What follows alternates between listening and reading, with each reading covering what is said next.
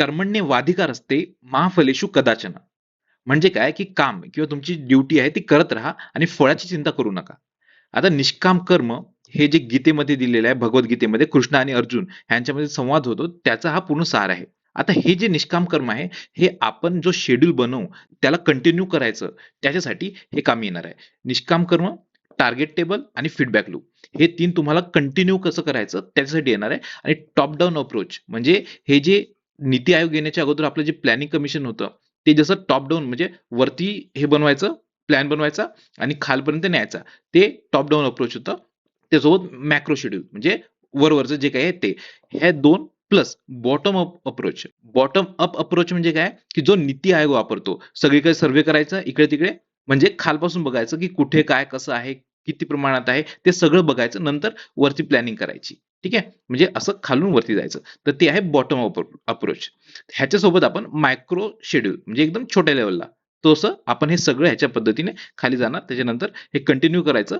कसं करायचं? Target table. आता हे टार्गेट टेबल आहे बघा. हा मी बनवला होता. हा म्हणजे माझ्यासाठी तरी खूप जास्त फायद्याचा ठरला होता. आता हा टार्गेट टेबल आहे. हे मी कुठे बघितलेलं नाही. हे माझं इनोव्हेशन आहे. दुसरे कोणी करत असतील तर माहीत नाही. बट असं टार्गेट टेबल जे मोस्टली टाईम टेबल बनवतात. मी हा टार्गेट टेबल बनवलेला. तर तो पण कसा बनवायचा हे सगळं इथे सांगतो. त्यानंतर फीडबॅक लूप म्हणजे तुम्ही काहीतरी करताय त्याच्यानंतर तुम्हाला फीडबॅक द्यावा लागतो, की तो खरंच तुम्ही कंटिन्यू कसं चालत राहावं त्यासाठी. ठीक आहे. तर हे सगळं इथे आपण कव्हर करू. हा टार्गेट टेबल आहे. हा तुम्हाला शेवटी नंतर सांगून देईल. तर आता जे काही आपण पुढे करू, त्याच्या अगोदर काही गोष्टी लागतात. त्या अगोदर ज्या गोष्टी लागतात म्हणजे काय? प्रिरिक्विजिट. सगळ्यात पहिली कंडिशन म्हणजे काय? आपल्याला सगळा सिलेबस माहिती पाहिजे. सिलेबस म्हणजे तुम्ही कोणती पण एक्झाम द्या. मी तर कोणत्या पर्टिक्युलर एक्झामसाठी नाही सांगत आहे. टोटल कोणत्याही एक्झामसाठी सांगत आहे आणि फक्त ॲज एक्झाम्पल म्हणून इथं एक एम-पी-एस-सीचा शेड्यूल तुम्ही कसं बनवायला पाहिजे, ते पण इथे सांगितलेलं आहे. ठीक आहे. फक्त ते माझं एक्झाम्पल असणार आहे. तुम्ही हे कोणत्याही एक्झामला लावू शकता. तर सिलेबस तुम्हाला माहिती पाहिजे त्याचा. तुम्ही आधी सिलेबस डाउनलोड करा. कुठूनही कसंही आणा, पण सिलेबस माहिती पाहिजे. ठीक आहे. त्यानंतर त्याचे पी-वाय-क्यूचं तुमच्याकडे काही बुक असेल किंवा तुम्हाला काही पी-डी-एफ मिळेल कुठून तरी, की त्याचे पी-वाय-क्यूज टॉपिक वाईज असं नाही की कसे पण रँडम नाही. Topic wise P-Y-cues. ठीक आहे. हे सगळं तुमच्याकडे पाहिजे आणि त्याच्यानंतर तुम्हाला सोर्सेस कोणतं आता जे सब्जेक्ट आहे समजा आपण एम-पी-एस-सीचं एक्झाम्पल घेऊ. त्याच्यामध्ये सब्जेक्ट आहे पॉलिटी आहे, इकॉनॉमी आहे, हिस्ट्री आहे, जिओग्राफी आहे. तर हे जे सब्जेक्ट आहे किंवा सायन्स अँड टेक्नॉलॉजी आहे, तर ह्या सब्जेक्टची तुम्हाला रिसोर्सेस किंवा सोर्सेस माहिती पाहिजे, की तुम्ही अभ्यास कुठून करणार आहे त्याचा आणि एकच सोर्स घ्यायचं, त्याच सोर्समधून अभ्यास करायचा. तर हे सोर्स फिक्स करायचे. म्हणजे तुम्ही लेक्चर बघा, काही करा, तर हे सोर्सेस फिक्स पाहिजे. त्याच्यानंतर जर तुमची एक रीडिंग झालेली असेल, तर बेस्ट आहे. नसेल झाली, जे बिगिनर्स आहेत, ते पण असं करू शकतात. त्याच्यानंतर हां, ह्या जर कंडिशन फुलफिल झाल्या असतील, तर आता आपण प्रॉपर शेड्यूल कसा बनवायचा ते बघू. कसं बनवायचं हे मी 2 पार्टमध्ये डिव्हाईड केलेलं आहे. पहिला पार्ट म्हणजे कसा बनवायचा, दुसरा म्हणजे ते कंटिन्यू कसं करायचं. कारण की फक्त बनवून फायदा नाही. जोपर्यंत तुम्ही कंटिन्यू करणार नाही, तोपर्यंत तुम्ही परीक्षेपर्यंत जाऊ शकत नाही. आता कंटिन्यू कसं करायचं हे एक आर्ट आहे आणि ह्या आर्टमध्ये मास्टरी कशी करायची ह्यासाठी मी 2-3 गोष्टी सांगितल्या. पहिली म्हणजे टार्गेट टेबल आहे. तो कसा बनवायचा सगळं सांगितलेलं आहे. त्यानंतर फीडबॅक आहे. फीडबॅक एक लूप असतो प्रॉपर तो कसा बनवायचा ते पण सांगितलंय. त्याच्यानंतर निष्काम कर्म कसं करायचं ते पण सांगितलंय आणि सगळ्यात शेवटी काही पोरांचे डाउट्स होते ते पण इथं क्लिअर करायचा प्रयत्न केलेला आहे. ठीक आहे. तर आता आपण प्रॉपर आपला शेड्यूल बनवायचा कसं त्याच्यावर येऊ. कसा बनवायचा ह्याचा एक प्रॉपर फ्लो आहे आणि तो फ्लो जर तुम्ही फॉलो केला तर तुमचा प्लॅन किंवा तुमचा शेड्यूल एकदम मस्त बनेल. तो फ्लो कसा आहे? सगळ्यात पहिले टॉप डाउन अप्रोच येतो. म्हणजे काय? की सगळ्यात वरती-वरती काय आहे ते बघून घ्यायचं. जसं की प्लॅनिंग कमिशन करायचं. सगळ्यात वरती एक प्लॅन बनवायचा. त्यानंतर तो खालीपर्यंत नेण्याचा प्रयत्न करायचा. ठीक आहे. तर हे वरती-वरती बघून घ्यायचं. त्याच्यानंतर दुसरी गोष्ट म्हणजे एक मॅक्रो प्लॅनिंग येतं. मॅक्रो म्हणजे वरवरच्या लेव्हलचं. ठीक आहे. म्हणजे दिवस दिवस किती आहेत आपल्याकडे किंवा काय-काय काळ कशी आहे ते सगळं बनवून एक प्लॅनिंग करायचं, की मी एवढ्या वेळेत हे करणार आहे. ठीक आहे. त्याच्यानंतर तिसरी गोष्ट येते बॉटम अप अप्रोच जे की नीती आयोग वापरतं. सगळ्यात खाली-खाली सर्व्हे वगैरे करून घ्यायचा. आपल्याकडे किती काय-काय शिल्लक आहे सगळं-सगळं बघून घ्यायचं. त्याच्यानंतर आपण वरती जायचं. वरती गेलं, की म्हणजे एक छोटा प्लॅन बनतो. ठीक आहे. त्याच्यानंतर एक मायक्रो लेव्हलचा प्लॅन. मायक्रो म्हणजे एकदम छोट्या लेव्हलचा. प्रत्येक पेजेस मी किती दिवसात कंप्लीट करणार आहे, किती चॅप्टर किती दिवसात कंप्लीट करेल, हे सगळं-सगळं तो मायक्रो प्लॅनिंग आणि सगळ्यात शेवटी येते डेली प्लॅनिंग. तर हे पण आपण सगळं बघू इथे प्रॉपरली. हां. पुढे जायच्या अगोदर एक गोष्ट क्लिअर करतो की हा फक्त मॉडेल प्लॅन असणार आहे. तुमचं प्रत्येकाचं वेगवेगळं असणार आहे. काही जणांचे एक्झामला 90 दिवस बाकी असतील, काही जणांच्या 100 दिवस बाकी असतील, काही जण JEE करत असतील, काही जण नीट करत असतील, काही जण MPSC करत असतील. प्रत्येकाचं वेगवेगळं असणार आहे, पण प्रोसेस हीच असणार आहे तुमचं शेड्यूल बनवायची. तर सगळ्यात पहिले आहे टॉप डाऊन अप्रोच. आता ह्याच्यात आपल्याला वेळ किती बाकी आहे ते बघायचं. म्हणजे आजची दिवस काढायची आणि शेवटची एक्झामची दिवस काढायची आणि ह्याच्यामध्ये टोटल दिवस किती शिल्लक आहेत ते बघायचं. त्याच्यानंतर सोर्सेस आपले बघायचे. तुम्ही प्रॉपर एका ठिकाणी बसा, सब्जेक्ट कोणते आहेत ते काढा. त्याच्यानंतर प्रत्येकाचा एक एक, फक्त एकच सोर्स ना, जास्त सोर्सेस करायचे नाही. एक एक सोर्स काढा. ठीक आहे. हे सगळं एका ठिकाणी लिहून ठेवायचं. त्यानंतर आपलं झालं किती, पॉलिटीचं किती सब्जेक्ट, किती टॉपिक झाले, इकॉनॉमिक्सचे किती टॉपिक झाले, हे सगळं काढायचं. त्यानंतर बफर डेज म्हणजे काय, की समजा आता तुमची 31 तारखेला परीक्षा आहे, -5 दिवस करायचे, म्हणजे 25-26 तारीख घेऊन चालायची, की त्या तारखेला आपली परीक्षा असणार आहे. आता हे कशासाठी करायचं, की कधी लग्न येतं, कधी कोणाची तब्येत बिघडते, कधी काही इमर्जन्सी येते. तर ह्या सगळ्या गोष्टी कंपेन्सेट करायसाठी आपण बफर डेज ठेवतो. ठीक आहे. तर असं हे टॉप डाऊन अप्रोच आहे. आता हे करायचं कसं ते बघू. आता समजा मी 31 तारखेची राज्यसेवेची प्रिलिम्स देतोय, ते समजून मी हा शेड्यूल बनवलेला आहे. त्याप्रमाणे मी सांगतो. आता 15 तारीख आहे आजची आणि 31 तारीख शेवटची. तर 15 ते 28 13 दिवस आहेत. त्यानंतर 31, त्याच्यानंतर 30, त्याच्यानंतर परत 31. म्हणजे टोटल किती दिवस झाले, 3 आणि 2 5, 3 त्रिक 9 आणि 1 10, 105 दिवस झाले. त्याच्यानंतर -5 दिवस म्हणजे बफर डेज, म्हणजे टोटल आता फक्त 100 दिवस बाकी आहेत आपल्याकडे. तुम्हाला वाटत असेल की 100 दिवस लय झाले, आपलं आरामात होऊ शकतं. बट एकदा प्लॅनिंग करून बघा, तुम्हाला कळेल तुम्ही किती पाण्यात आहे आणि किती बाहेर आहे. हे 5-6 तास द्या प्रॉपर, तुम्हाला समजून जाईल की खरंच तुम्हाला किती करायची गरज आहे. म्हणून प्लॅनिंग बनवायची असते, म्हणून शेड्यूल बनवायचा असतो. ठीक आहे. जर वेळ काढून झाला, त्याच्यानंतर आपल्याला काय काढायचे होते, सोर्सेस. सोर्सेससाठी सब्जेक्ट माहिती पाहिजे. प्रत्येक सब्जेक्ट लिहून ठेवा. History, geography, polity, economics, science, current affairs. त्यानंतर प्रत्येकाचे एक एक सोर्स काढा. फॉर एक्झाम्पल हिस्ट्रीसाठी काय करायचे, एन्शियंट, मिडॅवल, मॉडर्न करायचं आहे. त्याच्यामध्ये आपल्याला NCERT करायची आहे.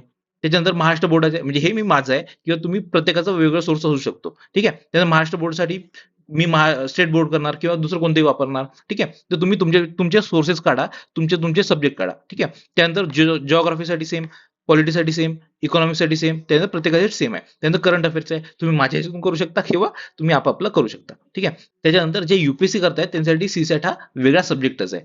त्याच्यानंतर हे झालं आपलं टॉप डाऊन अप्रोच. आता आपण बघू मॅक्रो प्लॅनिंग. मॅक्रो प्लॅनिंग करायची आहे, म्हणजे प्रॉपर किती दिवस बाकी आहेत ते बघायचं.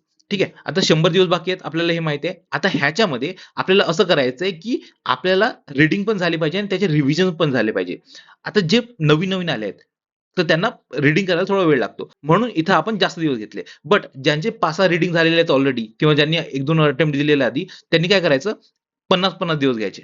ठीक आहे. 100 दिवस आहेत, 50 दिवस पहिल्या रीडिंगला आणि 50 दिवस 3 रिव्हिजनला. लक्षात ठेवा, काही झालं तरी ह्या 3 रिव्हिजन झाल्याच पाहिजे. ठीक आहे. आता 60 दिवस, म्हणजे बिगिनर आहे मी, हे समजून सांगतोय. ठीक आहे. तर 60 दिवस आहे, म्हणजे माझे 1-2 रीडिंग झाले असतील ते समजून सांगतोय. 60 दिवस आहेत. 60 दिवसात पहिली रीडिंग झाली पाहिजे. PYQs प्रत्येकाचे बघून झाले पाहिजे आणि टेस्ट पण आपल्या सोडून झालेल्या पाहिजे. ठीक आहे. ह्या टेस्ट, PYQ हे सगळं करायचं. आता टेस्ट आणि PYQ कसं सोडवायचं, त्यासाठी मी एखादी सेपरेट लेक्चर घेईल, जर तुम्हाला पाहिजे असेल तर. ठीक आहे. तर हे 60 दिवस आहेत. त्यानंतर 40 दिवस 3 रिव्हिजनला द्यायचे. रिव्हिजन कशी करायची ते पण सांगेल तुम्हाला कधीतरी. हे 25 दिवस, ह्या 40 दिवसापैकी 25 दिवस करायचे, 10 दिवस करायचे आणि 5 दिवस करायचे. आज जे 50-50 दिवस करणार, तर काय करायचं, हे 50 दिवस द्यायचे आणि दुसरे जे 50 दिवस असतील त्याच्यापैकी 30 दिवस पहिल्या रिव्हिजनला, त्याच्यानंतर 12 दिवस दुसऱ्या रिव्हिजनला, त्यानंतर 8 दिवस तिसऱ्या रिव्हिजनला. असे 3 रिव्हिजन झाल्या पाहिजे तुमच्या. ठीक आहे. आता इथं आणखी एक गोष्ट आहे. काय करायचं, की हा जो तुम्हाला मागे 20-80 रूल, 20-80 रूल सांगितला होता. म्हणजे मागे एक व्हिडिओ घेतला होता. त्या व्हिडिओमध्ये सांगितलं होतं, की 20-80 रूल काय असतो, आणि तो रूल फक्त ह्या शेवटच्या 2 रिव्हिजनला लावायचा. बाकी सगळ्या वेळेस आपण आपलं प्रॉपर टेस्ट फॉलो करायची, PYQ फॉलो करायचे, सगळं एकत्र करून जायचं. तर असे आपल्याला हा मोठा मॅक्रो लेव्हलचं प्लॅनिंग करायचं आहे. त्याच्यानंतर बॉटम अप अप्रोच, म्हणजे आतापर्यंत आपलं टॉप डाऊन अप्रोच झालेला, मॅक्रो अनालिसिस झालेलं. आता बॉटम अप अप्रोच बघू. तर ह्याच्यामध्ये आपल्याला काय करायचं, स्वॉट अनालिसिस. बऱ्याच पोरांनी आतापर्यंत ऐकलेलं असेल स्वॉट वगैरे काय असतं, म्हणजे काय, स्ट्रेंथ, विकनेस, अपॉर्च्युनिटी आणि थ्रेट्स. हे सगळं आपापलं काढून ठेवायचं. प्रत्येकाचं पर्सनल असतं, वेगवेगळं असतं. हे मी माझ्याप्रमाणे सांगितलेलं आहे, किंवा जनरल सांगितलंय, की बऱ्याच जणांना हे पण प्रॉब्लेम्स असतात. तर तुम्ही तुमच्याप्रमाणे करायचं. आता काय स्ट्रेंथ आहे, काय बघायचं आपली, की समजा आपण 12 तास अभ्यास करू शकतो, किंवा 10 तास अभ्यास करू शकतो, किंवा 8 तास अभ्यास करू शकतो, हे बघायचं. त्यानंतर आपण हे वाढवायचं कसं ते पण नंतर बघू. माझी स्ट्रेंथ आहे की आपण एवढा वेळ बसू शकतो. त्यानंतर आपलं किती झालंय, कोणाचं पॉलिटी झालं असेल, कोणाचं इकॉनॉमी झालं असेल, कोणाचं हिस्ट्री झालं असेल, तर किती झालंय ते बघून ठेवायचं. ही पण आपली स्ट्रेंथ झालेली आहे. काहीतरी सब्जेक्ट झालेले आहे, आपले क्लिअर आहे. त्याच्यानंतर विकनेस काय आहेत ते बघायचं. प्रत्येकाचे विकनेसेस वेगळे असतील. काही जणांचं किती बाकी आहे, खूप बरंच बाकी असू शकतं. काही जणांचं थोडंसं बाकी असू शकतं. ते किती बाकी आहे ते बघायचं. ठीक आहे. त्यानंतर इंटरनल डिस्ट्रॅक्शन्स म्हणजे कधी काही डिप्रेशन येऊ शकतं, कधी काही कोणाची भांडणं होऊ शकतात किंवा वेगवेगळे कारण असू शकतात. तर ह्याच्यानी इंटरनल म्हणजे आतून काहीतरी डिस्ट्रॅक्शन येतं. डिप्रेशन वगैरे सगळ्या गोष्टी ह्याच्यात आल्या. मेंटल हेल्थ वगैरे. आता जर तुम्हाला मेंटल हेल्थवर पण काही पाहिजे असेल, तर ते पण मी सांगू शकतो. मी पण बऱ्याचदा ह्या गोष्टी काउंटर केलेल्या आहेत आणि त्या कशा काउंटर करायचं ह्याच्यावर पण मी सोल्युशन काढलेलं आहे. ठीक आहे. तर ते पण तुम्ही मला विचारू शकता.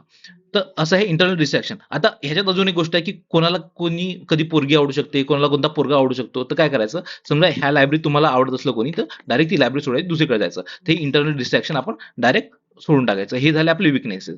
त्याच्यानंतर येते अपॉर्च्युनिटी. अपॉर्च्युनिटी म्हणजे काय? तुम्ही फ्युचरमध्ये कसं कोणत्या-कोणत्या गोष्टी तुम्हाला भेटू शकतात.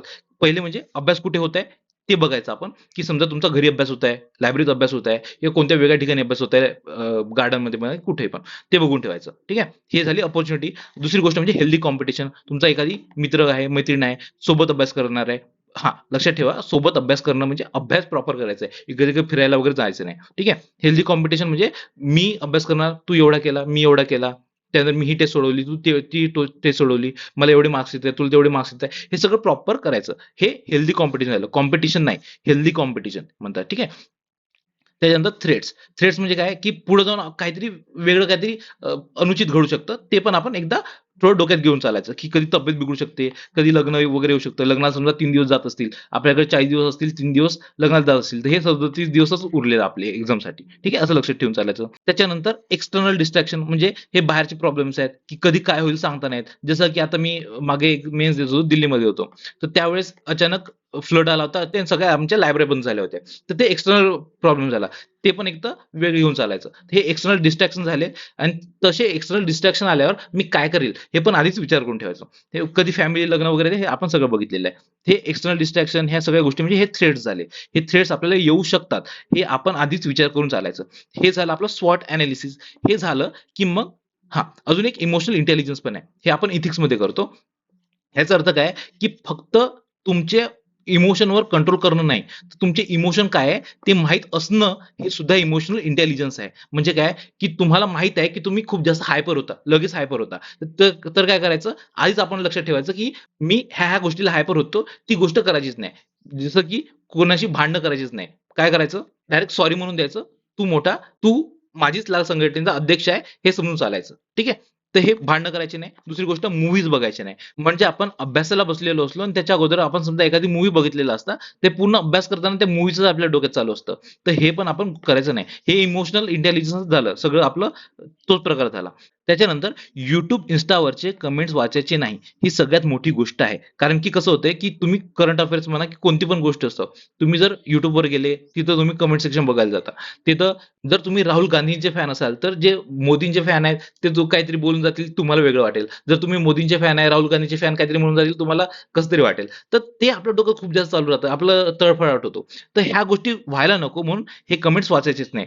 पहिली गोष्ट तर ह्या गोष्टी वापरायच्याच नाहीयेत. जरी वापरल्या तरी कमेंट्स वाचायची नाहीयेत. ठीक आहे. हे सगळं आपलं इमोशनल इंटेलिजन्सचा पार्ट झाला. हे सगळं आपलं बॉटम अप अप्रोचचा पार्ट झालेला आहे. ठीक आहे. तर आपल्या 3 गोष्टी कंप्लीट झालेल्या आहे. Bottom up approach, top down approach आणि मॅक्रो एनालिसिस. ठीक आहे. आता आपण मायक्रो शेड्यूल बघू. तर मी माझं मायक्रो शेड्यूल बनवायच्या अगोदर एक टेस्ट सीरीजचा शेड्यूल आणायचो, जो की फ्रीली अवेलेबल असतो. जसं की व्हिजन आय-एस आहे. त्यांच्या वेबसाईटवर जायचं. तिथे तुम्हाला त्यांच्या टेस्ट सीरीजचा शेड्यूल मिळून जाईल किंवा जे पुण्यात राहतात त्यांनी झेरॉक्सच्या दुकानात जायचं. तिथं कोणत्याही टेस्ट सीरीजचा शेड्यूल मिळून जातो. त्या टेस्ट सीरीजचा शेड्यूल आणायचा. जमलं तर 2 वर्षाचं करायचं जमलं तर. ते टेस्ट सीरीज आणायचं आणि त्याच्यानंतर आपला शेड्यूल बनवायचा. आता मगाशी आपण ठरवलं होतं की 100 दिवस उरले त्यापैकी 60 दिवस आपण पहिली रीडिंग करायची. ते बघू आता.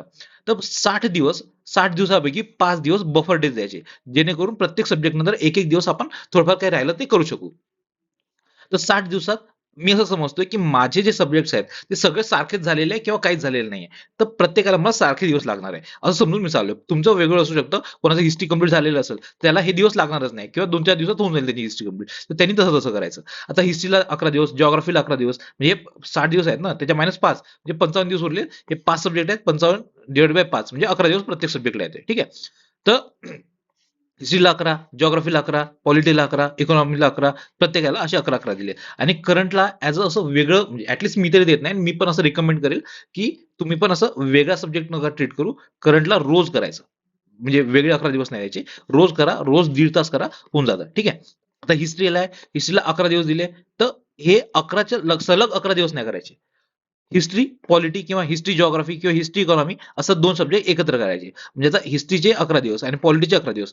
बघा, हिस्ट्री आणि पॉलिटीचे 11-11 दिवस टोटल 22 दिवस झाले. तर 22 दिवस हे 2 सब्जेक्ट करायचे. म्हणजे जसं की एक सब्जेक्ट करताना तुम्हाला बोर मारायला लागला, की दुसरा सब्जेक्ट करून टाकायचा. ठीक आहे. तर अशा रीतीने आपण हे 22 दिवस कंप्लीट करायचे. आता कसं होईल, की आपण ती टेस्ट सीरीज आणली होती. त्या टेस्ट सीरीज पण आपण सॉल्व्ह करायची. तर हे आपल्याकडे 22 दिवस आहेत. आपल्याला वाटेल की 22 दिवस खूप झाले. बट आता बघा तुम्ही तर टेस्ट आहे. टेस्टमध्ये 4 दिवस असे चालले जातात. म्हणजे कसे 2 पॉझिटिव्ह टेस्ट द्यायचे आहेत आणि 2 हिस्ट्रीच्या टेस्ट द्यायच्या आहेत. म्हणजे टोटल 4 टेस्ट द्यायचे आहेत. 4 दिवस असे चालले जातील. कसे? पॉलिटी टेस्ट आहे. समजा एक टेस्ट देताय तुम्ही. टेस्ट द्यायला तुम्हाला 2 तास लागतील. अधिक 4 तास तुम्हाला एनालिसिस करायला लागतील. हे एनालिसिस खूप जास्त महत्वाचं आहे. जोपर्यंत तुम्ही एनालिसिस करणार आहे, तोपर्यंत तुमच्या टेस्ट सोडवण्याला काही मतलबच नाहीये. कारण की तुम्ही टेस्ट सोडवाल, तुम्ही मार्क्स बघाल, 100 आले, 100 म्हणजे 200 पैकी 100 आले, 200 पैकी 30 आले, 200 पैकी 150 जरी आले, तरी तुम्हाला काही अर्थच नाही ना. तुम्हाला फक्त मार्क्स माहीत पडतायत. तुम्ही त्याचं एनालिसिस केलं नाही. तुमचं चुकलं कुठं, बरोबर कुठं आलं, बरोबर आलं तर का बरं बरोबर आलं, चुकलं तर का बरं चुकलं, हे सगळं एनालिसिस करायचंय. जर तुम्हाला पाहिजे असेल तर ते टेस्टचं एनालिसिस कसं करायचं त्याचं पण एखादी व्हिडिओ बनवून टाकील. त्या टेस्ट सोडवायच्या आहेत, त्याचं एनालिसिस करायचंय. म्हणजे 2 तास अधिक 6 तास हे टोटल सॉरी 2 तास अधिक 4 तास हे टोटल तुमचे 6 तास टेस्टमध्ये जातात. एका टेस्टमध्ये. ठीक आहे. तशा 4 टेस्ट सोडवायच्या आहेत आणि हे पी-वाय-क्यू वेगळी गोष्ट. पी-वाय-क्यू पण आपल्याला करायचे आहेत. तर हे 22 दिवसापैकी 5-6 दिवस असेच चालले जातात आणि अभ्यास उरतो जे 2 सब्जेक्टचा खूप झालं तर 16 ते 18 दिवसात. ठीक आहे. 16 ते 18 दिवसात आपला अभ्यास करायचा आहे. आता हे नेमकं प्लॅनिंग कसं करायचं बघा. आता मी असं समजतोय, की आपलं 1 तारखेपासून तर 22 तारखेपर्यंत आपलं पूर्ण ते 2 सब्जेक्ट कंप्लीट करून टाकू. आपल्याला 4 टेस्ट सोडवायचे आहे म्हणजे 5 दिवसांनी 1 टेस्ट. 5 तारखेला, 10 तारखेला, 15 तारखेला आणि 20 तारखेला. त्यानंतर 2 दिवस आपण रिव्हिजनसाठी वगैरे देऊ. तर आता इथे 4 दिवस अभ्यास करायचा, 5व्या दिवशी टेस्ट द्यायची. परत 4 दिवस अभ्यास करायचा, नंतर टेस्ट द्यायची. आता हे कोणासाठी लागू आहे, की जे एक सब्जेक्ट करताय. म्हणजे 5 दिवस एक सब्जेक्ट, नंतरचे 5 दिवस दुसरा सब्जेक्ट, नंतरचे 5 दिवस परत पहिला सब्जेक्ट, नंतर परत दुसरा सब्जेक्ट. आता काही जण असं करू शकतात, एका दिवशी 2 सब्जेक्ट करायचे.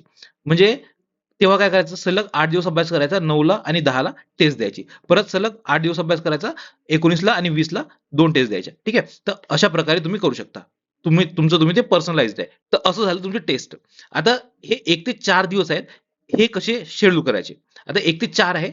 ह्याला 1 तारीख, 2 तारीख, 3 तारीख, 4 तारीख असं करायचं आणि प्रत्येक त्या तारखेला तुम्ही किती पेजेस कंप्लीट करणार आहे. फॉर एक्झाम्पल तुमचे ही जी 5 तारखेची टेस्ट आहे, त्या टेस्टसाठी तुम्हाला 200 पेजेसचा अभ्यास करायचा आहे. तर काय करायचं 1, 2, 3, 4 4 दिवस घ्यायचे. 4 दिवसात पेज नंबर इथं 1 ते 50 करायचा किंवा जे काही चॅप्टर असतील, तुम्ही चॅप्टर वाईज करत असेल तर चॅप्टर वाईज करायचं किंवा पेज वाईज करत असेल तर 1 ते 50 इथं पेजेस कंप्लीट झाले पाहिजे.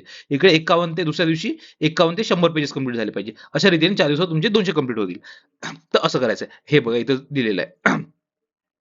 आता मी तेव्हा म्हणजे हे 2-3 वर्ष अगोदरच आहे आणि तेव्हा मी एका मित्राने विचारलं होतं, की म्हणजे त्याचा अभ्यास होत नव्हता. त्याने विचारलं होतं, कसा अभ्यास करायचा? त्याला हे फक्त पाठवलं होतं मी.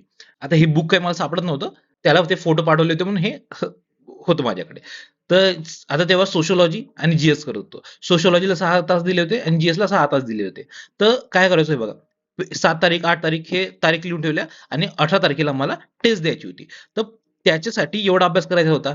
त्याच्यासाठी पेजेस किती आहेत, प्रत्येक दिवशी किती-किती पेजेस करणार ते दिलेलं. ठीक आहे. एवढे पेजेस त्या दिवशी करणार, एवढे पेजेस त्या दिवशी करणार. तसं पेजेस लिहून ठेवले आणि त्याच्यानंतर टेस्ट दिली. ठीक आहे. तर अशा रीतीने तुम्हाला हे करायचं प्रॉपरली प्लॅन करायचं. आता हे समजा सिक्युरिटी करत होतो सोबत. सिक्युरिटीसाठी मी टॉपिक्स काढलेले 7 तारखेला मी हा टॉपिक करणार, नंतर तो टॉपिक करणार. इथं एक लक्षात ठेवा, की ओव्हर जास्त करायचं नाही. ओव्हर टार्गेट ठेवायचे नाही. जेणेकरून ते कंप्लीट होणार नाही असं ठेवायचं नाही. जे रिझनेबल आहे ते ठेवायचे. ठीक आहे. अशा रीतीने तुम्ही करू शकता. तर हे झाले आपले टेस्ट झाले, अभ्यास झाला. मार्चचे हे आपले 22 तारखेपर्यंत झालं आणि 1 ते 4 दिवस कसं करायचं ते पण झालं. आता ह्याच्यानंतर करायचं डेली शेड्यूल. रोज-रोज तुम्ही कसा अभ्यास करणार ते 5 स्लॉटमध्ये करायचं. म्हणजे मी 5 स्लॉट करायचो. इथं 4 दिलेत, पण मी 5 स्लॉटमध्ये करायचो. तर कसं करायचं आता तुम्ही समजा 7 वाजता लायब्ररीत टच होताय. तर काय करायचं 6:55ला लायब्ररीच्या बाहेर थांबायचं. 6:55ला तुम्ही लायब्ररीत गेलेच पाहिजे. 7 वाजता तुम्ही टायमर लावायचा. वायपीटी ॲप लावायचं किंवा कोणताही टायमर लावून टाकायचा. 7 वाजता तो लागलाच पाहिजे आणि 12 वाजेपर्यंत काहीही करून तुमचे 4 तास झालेच पाहिजे. तुम्ही मध्ये नाश्ता करायला जाल, चहा प्यायला जाल किंवा 10-15 मिनिटाची झोप घ्याल, हे सगळं मिळून 1 तास गेला पाहिजे आणि 5 पैकी 4 तास तरी अभ्यास झालेला पाहिजे. ठीक आहे. त्यानंतर 12:30 ते 4:30. आता हे तुम्हाला फक्त अर्धा तास दिसेल. ह्या अर्ध्या तासात तुम्हाला जेवण करून यायचं आहे आणि ते जेवण होतं. आता मी तुम्हाला इथे एक गोष्ट सांगतो, की जर तुम्ही मेसवर जात असाल, तर ज्यावेळेस मेसमध्ये गर्दी कमी असते त्यावेळेस जायचं. आपल्याला ॲडजस्ट करायचं आहे आपल्यासाठी. आपल्यासाठी दुसरे ॲडजस्ट करणार नाहीयेत. ज्यावेळेस गर्दी असते त्यावेळेस जायचं नाही. आपल्याला आपल्या सोयीनुसार ॲडजस्ट करायचं आहे. समजा 2:30 वाजता गर्दी कमी होत असेल, तर 2:30 वाजता जेवायला जायचं. त्यानुसार आपला शेड्यूल बनवायचा. 4-5 दिवसात आपली पण भूक त्याप्रमाणे लागायला सुरुवात होऊन जाते. ठीक आहे. 2-4 दिवस त्रास होईल. त्याच्यानंतर 12:30 ते 4:30 पर्यंत 4 तास होतात. त्याच्यापैकी 3 तास अभ्यास करायचा. त्यानंतर 5:30 ते 8 पर्यंत 3 तास होतात. त्याच्यापैकी 2.5 तास अभ्यास झाला पाहिजे. आता 4:30 ते 5 ह्याच्या दरम्यान चहा वगैरे पिऊन यायचं, थोडंफार फ्रेश व्हायचं असेल, फ्रेश होऊन यायचं आणि ह्याच्यामध्ये एक नॅप घ्यायचा छोटासा. 15-20 मिनिटात ज्यांना झोप येत असेल त्यांनी. आता जे लायब्ररीत अभ्यास करतात त्यांनी रूमवर जायचं नाही. जे रूमवरच असतात त्यांना काय हे वेगळं काही करायची गरज नाही. बट जास्त 1 तासापेक्षा जास्त झोपायचंच नाही. मी तरी रिकमेंड करेल, की खूप झालं तर 15 ते 20 मिनिटं. ठीक आहे. ती नॅप घेतली. त्याच्यानंतर 5 ते 8 पर्यंत 3 पैकी 2.5 तास करायचे आणि त्याच्यानंतर 8:30 ते 11 पर्यंत 2.5 तास असा काहीतरी जे काही तुमचा शेड्यूल होईल. असे 5-6 स्लॉटमध्ये पूर्ण तुमचा 12 तास अभ्यास झाला पाहिजे, असा शेड्यूल बनवायचा. ठीक आहे. आणि जे तुम्ही प्लॅनिंग करता, टार्गेट ठेवताय, ते टार्गेट तुमचे 10 तासाचे असले पाहिजे, जेणेकरून तुमचे ते 12 तास कंप्लीट होतीलच. काही करून ते 12 तास कंप्लीट होतील. आता सोबत ह्याच्या काय करायचं आपल्याला रिव्हिजन करायची आहे. रिव्हिजन सकाळी अर्धा तास करायची आणि झोपण्याआधी अर्धा तास करायची आहे. सकाळी कोणती करायची? आदल्या दिवशीची रिव्हिजन करायची. झोपण्याआधी ज्या दिवशी तुम्ही जो अभ्यास केला, त्या अभ्यासाची पूर्ण अर्धा तास रिव्हिजन करायची आणि जेव्हा तुमचं पूर्ण अभ्यास झाला, त्याच्यानंतर उद्याचं शेड्यूल काय असेल, तो एकदा आपण स्वतःच्या हाताने लिहून घ्यायचा, की मी उद्या हे करणार आहे, एवढे-एवढे पेजेस करणार आहे, असं-असं करणार आहे. म्हणजे ते आपल्या डोक्यात जातं आणि दुसऱ्या दिवशी काहीही झालं, 5 वाजता तुम्हाला जाग येणारच. जर तुम्हाला 5 वाजता उठायचं असेल, तर 5 वाजता जाग येणारच. 6 वाजता उठायचं असेल, तर 6 वाजता जाग येणारच. कारण की तुमच्या डोक्यात ते राहतं, की नाही मला हे करायचंच आहे. ठीक आहे. जर तुम्ही ते शेड्यूल बघितलं नाही, काही नाही बघितलं, तर तुम्ही शांत राहता. तुमच्या दिमागात काही राहत नाही, चालत जातं तुमचं ते. तर असं करायचं नाही. शेड्यूल उद्याचा बघायचा आहे. ठीक आहे. तर असं झालं आपले मायक्रो शेड्यूल. ठीक आहे. कळलं? काही डाऊट नाही ना? त्याच्यानंतर सगळ्यात मोठा प्रश्न म्हणजे हे कंटिन्यू कसं करायचं? आता तुम्ही शेड्यूल तर बनवून टाकाल, बट कंटिन्यू करणं हा सगळ्यात मोठा भाग आहे. कारण की ह्याच्याशिवाय तुम्ही एवढा मोठा अभ्यास घेऊन एक्झामला जाऊ शकत नाही. ते सस्टेनेबल असावं म्हणून हा टार्गेट टेबल आहे. आता टार्गेट टेबल म्हणजे काय? इथे तुम्हाला टार्गेट्स दिसत असतील. हे टार्गेट्स म्हणजे हे तासांचे टार्गेट्स आहेत. किती तास, किती वेळात अभ्यास करायचा. हे बघा, आता हे जे मगाशी पण दाखवलं होतं हा फोटो, ह्याच्यामध्ये काय आहे, की तुम्ही एवढे पेजेस ह्या दिवशी करणार, तेवढे पेजेस त्या दिवशी करणार, ह्या दिवशी ही टेस्ट सोडवणार. त्याच्यानंतर टार्गेट आहे सिक्युरिटीचा, मीडियाची 7 तारखेला करणार. तर हे टार्गेट आहे, हे एक टार्गेट आहे आणि दुसरं एक टार्गेट म्हणजे किती तास अभ्यास झाला पाहिजे. ठीक आहे. हे मगाशी दाखवलं तुम्हाला, ह्या 5 पैकी 4 तास तर अभ्यास झाला पाहिजे. तर मी तसं ठरवलं होतं, की 4.5 तास अभ्यास व्हायला पाहिजे. तसे 5 स्लॉट केले होते मी. 5.5 तास, 4.5 तास, 1 तास, 3 तास, 2 तास, 2.5 तास. आता हे जे आहे, हे असे टार्गेट्स होते माझे. त्यानंतर 28 तारीख बघा. 4.5 पैकी 4 तास केला, 1 तासापैकी 0 केला आणि असं करून माझा 10.15 तास अभ्यास झाला 13 पैकी. दुसऱ्या दिवशी 12 तास झाला, नंतर 11.15 तास झाला, नंतर तिसऱ्या दिवशी परत एकदा कमी झाला अभ्यास. तर तो कमी अभ्यास का झाला? त्यासाठी मी खूप जास्त गिल्ट फील करून दिलं मला. त्याच्यानंतर मग 11.5 तास, 7.15 तास इथं यूपीएससीचा फॉर्म भरला होता. 7.15 तास, त्यानंतर 11.15 तास, 11, 11.5 तास असा अभ्यास अभ्यास झालेला. आता इथं तुम्हाला वाटत असेल की थोडाफार कमी आहे, बट आता माझ्याकडे जो फोटो अवेलेबल होता तोच इथं दिलेला आहे. आता 13 तासाचे पूर्ण 10 दिवस पण अभ्यास झालेला आहे माझा. बट हे फोटो ते आहेत, की जे एकतर एक्झामचा पिरियड नव्हता आणि हे मी माझ्या मित्राने त्यावेळेस विचारलं होतं, की "तू अभ्यास कसा करतो?" जस्ट सजेशन विचारत होता. तर तेव्हाचे त्याला पाठवले होते आणि माझ्याकडे आता हे बुक अवेलेबल नाही. मला सापडत नाही हे बुक. तर तेव्हाचे ते फोटो होते. ते फोटो जे अवेलेबल होते ते तुम्हाला दाखवते. तर हे आता हे कमी अभ्यास झाला आणि हे पण आता तुम्हाला दाखवण्यासाठी एक चांगली गोष्ट झाली. का? कारण की इथं मी केलं टार्गेट 13 तास. 13 तास 10 दिवस म्हणजे 130 तास होणार होता. बट माझा कंप्लीट अभ्यास किती झालेला? 97.75 तास. 10 दिवसात म्हणजे जवळपास 100 तास झाले 10 दिवसात. आता 30 तास माझे कमी पडले. तर त्याच्यासाठी मी एनालिसिस करणार, की 30 तास कमी का पडले? मी कुठे टाईमपास केला? कुठं जास्त अजून अभ्यास करू शकलो असतो? मित्रांना का भेटलो? हे का केलं? ते का केलं? हे सगळं मी एनालिसिस करणार आणि त्याच्यानंतर पुढच्या वेळेस ते परत आता इथे 100 तास झाला. तर पुढच्या वेळेस कमीत कमी 110 तास तरी व्हायला पाहिजे. असं काहीतरी टार्गेट ठेवायचं. त्याच्यानंतर हे अचीव्हमेंट्स आहेत. हे अचीव्हमेंट्स यायचे नाहीत. हे जे 75% दिसतायत, तर इथं जो मी अभ्यास करणार होतो, तो टार्गेट किती कंप्लीट झालेला? इथं जो 100% म्हणजे समजा 100 पेजेस वाचणार होतो तर माझे 75 पेजेस वाचून झाले, म्हणजे 75% माझा तिथं अभ्यास झालेला आहे. ठीक आहे, तर ठीक आहे, तुम्ही एवढा जरी झाला ना तरी मी गॅरंटी देतो तुम्ही बाकीचे पोर आहेत त्यांच्यापेक्षा लय पुढे असणार आहे, लय पुढं. तर हे जे अचिव्हमेंट आहे हे काही कमी नाही आहे, म्हणून सांगतो हे सस्टेनेबल ह्याच्यासाठी आहे की हे 75% आहे तुमचा झालेला असणार आहे. तुम्ही एक दिवस कमी झाला म्हणून तुम्ही खचून जायचं नाही, पुढचे बाकीचे दिवस आहेत त्याच्यात कम्पेन्सेट करायचा प्रयत्न करायचा. ऍटलीस्ट 75% झाला पाहिजे. आणि त्याच्यानंतर पुढच्या वेळेस जेव्हा तुम्ही अभ्यास कराल हे पूर्ण अनालिसिस कराल की तुमचं इथे इथे जास्त करू शकले असते, तिथे जास्त करू शकले असते अभ्यास, तेव्हा तुम्ही ह्या 75 वरून 80 वर ऍटलीस्ट जायचा प्रयत्न करायचा. नंतर 90 वर जायचा प्रयत्न करायचा, त्यानंतर 100 वर जायचा प्रयत्न करायचा. असं करत करत तुम्ही जो टार्गेट आहे तुम्ही ते टार्गेट कम्प्लीट करायची तुम्हाला ती सवय लागून जाईल. ठीक आहे, त्याच्यानंतर हे जे अचिव्हमेंट वगैरे आहे हाच आहे आपला फीडबॅक. म्हणजे तुम्ही जो टार्गेट केला होता 100 तास का झाला, तर ते म्हणजे अनालिसिस करणं म्हणजे ते आपल्या स्वतःला फीडबॅक देणं की इथे जर तुम्ही असं असं करू शकले असते, तसं करू शकले असते. हा झाला फीडबॅक. आणि हा फीडबॅक रोज झोपण्याआधी द्यायचा की तुम्ही आज दिवसभर काय केलंय, म्हणजे जस्ट डोळे बंद करायचे आणि आपण विचार करायचा दिवसभर मी काय काय केलंय, त्याच्यानंतर त्याच्यामध्ये मी काय करू शकलो असतो, हे सगळं झोपण्याआधी विचार करायचा. हा झाला फीडबॅक. ठीक आहे, हे एक लूप तयार करायचं की तुम्ही सकाळी दिवसभर अभ्यास करताय सकाळपासून रात्री झोपायच्या वेळेस फक्त 5 मिनिटं विचार करता की मी दिवसभर हे केलं आणि इथं मी चांगलं अजून करू शकलो असतो. त्याच्यानंतर हा लूप परत कंप्लीट करायचा दुसऱ्या दिवशी. ठीक आहे, तर हे असं तुमचा फीडबॅक लूप कंप्लीट होईल. त्याच्यानंतर एक टाइम टेबल किंवा हा टार्गेट टेबल आहे तो कंप्लीट झाला, हे जसं इथं बनवलं, हा कंप्लीट झाला की हे परत फीडबॅक द्यायचा आहे स्वतःला. ठीक आहे, त्याच्यानंतर निष्काम कर्म. आता तुम्हाला हे अभ्यास करताना बऱ्याचदा असं वाटेल की मी का करतोय, किंवा मला टेन्शन आलंय, माझ्याने होईल की नाही, किंवा खूप कठीण वाटते. आता हे कधी येतात असे विचार की ज्यावेळेस तुम्ही हार्ड टॉपिक करत असता त्यावेळेस असे विचार येतात की तुम्ही आधी तो टॉपिक कधी केलेला नाही आणि आता नवीनच टॉपिक आहे, त्यावेळेस असे विचार येतात. तुम्ही त्यावेळेस असा विचार करा की तुमचं पॉलिटी तर स्ट्रॉंग आहे, किंवा तुमचं इकॉनॉमी स्ट्रॉंग आहे, किंवा तुमचा दुसरा कोणता सब्जेक्ट आहे तो स्ट्रॉंग आहे. ते स्ट्रॉंग आहे तर तुम्ही आता हा हार्ड आहे तेवढ्या पुरतं तुम्हाला तसं वाटतंय. हा विचार केला की तुमचं ते टेन्शन थोडं तरी कमी होईल. ठीक आहे, किंवा मग लगेच तो जो सोपा सब्जेक्ट आहे तो वाचून घ्यायचा की जेणेकरून आपलं टेन्शन कमी होईल. अशा रीतीने तुमचं टेन्शन कमी होईल. आणखी बऱ्याच गोष्टी आहेत की तुमचं टेन्शन कमी करायच्या. आता निष्काम कर्म आहे हे पूर्णपणे लागू होत नाही. ह्याच्यामध्ये पण मी हाफ ऍग्री करतो की निष्काम कर्म करायला पाहिजे, पण हे इथं तरी पूर्ण लागू होतं. आता ते जे डिप्रेशन वगैरे आहे त्यासाठी मी एखादी वेगळा व्हिडिओ बनवेल लागल्यास तर, वाटलंच तुम्हाला तर. तर असं निष्काम कर्म करायचं. निष्काम म्हणजे तुम्ही करत राहायचं. जे ड्युटी आहे फॉलो करायची तुमची, की जे तुम्ही ठरवलंय ते फॉलो करायचं, प्रॉपर फॉलो करायचं. म्हणजे निष्काम कर्म. शेवटी फळाची चिंता करायची नाही. पास होईल की फेल होईल, फक्त करत राहायचं. तुमचं होऊन जाईल. तुम्ही ॲटलीस्ट बाकीचे जे पोरं आहेत त्यांच्यापेक्षा खूप पुढे असणार आहे. ठीक आहे. तर हे झाले आपले सस्टेनेबल, जो आपला टार्गेट टेबल आहे किंवा आपलं जे शेड्यूल आहे सस्टेनेबल करायसाठीचं, हे कंटिन्यू. ठीक आहे. त्याच्यानंतर काही डाउट्स होते. जसं की हा तेजस. ह्याचं म्हणणं होतं की 12 तासांचा अभ्यास करताना एक्सरसाइज आणि मेडिटेशन कसं सगळं मॅनेज करायचं. आता मी 12 तास अभ्यास कसा करायचा ह्याचा एक व्हिडिओ बनवला होता आणि त्याच्यामध्ये एक्सरसाइज आणि मेडिटेशन कसं करायचं हे सांगायचं विसरलो होतो. आणि ह्या 2 गोष्टी 12 तासांचा अभ्यास करताना खूप जास्त उपयोगी पडतात. आता एक्सरसाइज कसं करायचं हे 1 तास करायची गरज नाहीये. जिमला वगैरे खूप जास्त जायची काही गरज नाहीये. तुम्ही 10 मिनिटं केला तरी चालेल. बट ज्यांना करायची 1 तास जिमला जायची इच्छा आहे, ते जाऊ शकतात. कारण की आपलं जीवनाचं अल्टिमेट एमच ते आहे, की एकतर फिट राहणं आणि हॅपी राहणं. ह्या 2 गोष्टी नसतील तर जीवनाला काही अर्थच नाही. तर तुम्हाला जर जायचं असेल जिमला तर जाऊ शकता. आता एक माझा मित्र आहे, तो रोज 5 किलोमीटर पळतो. रोज त्याचं स्टेटस असतं. आज एवढ्या वेळात पळालो, उद्या तेवढ्या वेळात पळालो. असं रोज असतं त्याचं स्टेटस. तर 5 किलोमीटर पळतो. स्टिल तो 11 घंट्याचा स्टडी मॅनेज करतो. त्यांनी पण मेन्स दिलेले आहेत.